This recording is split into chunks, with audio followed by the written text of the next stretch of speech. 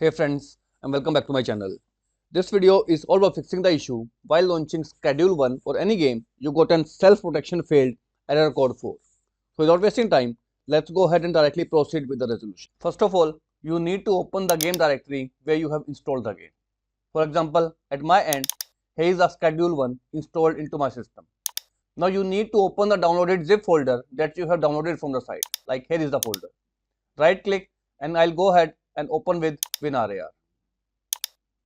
After opening the folder, open Schedule 1 folder and you will find a file with the name custom.dll. Right click on this file, choose the option copy files to clipboard. Then open this game folder where you have installed the game, right click and choose option paste. If it is asking to replace the file, you need to replace it. Second file is schedule1_data. Open it, select all the files, right click and choose option copy to clipboard. Again, copy all these files right into this game directory. Wait for it to finish copying all the files from the RAR. Once completed, open up schedule 1 data folder into the install game. Again, right click and choose option paste.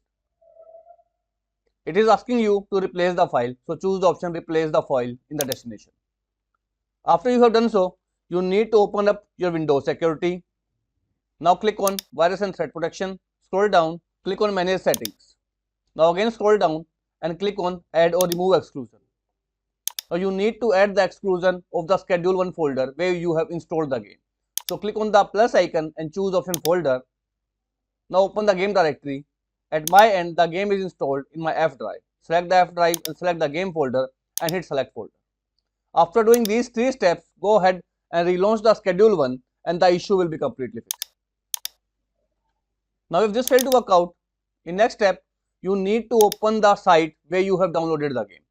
And then next to the game, you will find a file with the name repair.rar. You need to download this file, and once you download this file, open it and then copy all the content from this file and paste or replace the content into the game directory. After replacing the game directory, the issue will be completely fixed. And lastly is, if you are using any Ubisoft game, then you need to again open the game directory. And in the game directory, you will find a file with the name Unity Crash Handler 64.exe. You need to find that particular file, right click and choose option delete. Once you delete Unity Crash Handler 64.exe from the game directory, relaunch your game and the issue of self-protection failed will be completely fixed. So that's all about it, friends.